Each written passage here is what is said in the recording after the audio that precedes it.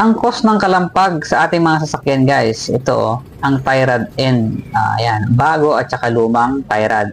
Yung lumang tie rod guys, ayan napakaluwag na diba? Tsaka may lilik na yung yung grasa. Samantalang itong bago guys, yan hindi mo siya magagalaw, yan matigas siya guys. So, yan ang bagong tie rod end ng Nissan Almera. Okay? Saka mapansin mo yung mga grasa niya, naglilik na supalitin na yan guys.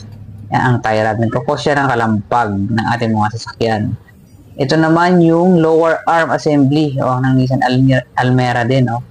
Yan yung ball joint niya guys. Tingnan nyo, ito yung sira. Diba? Ayan, punit na yung tsaka magalaw na guys.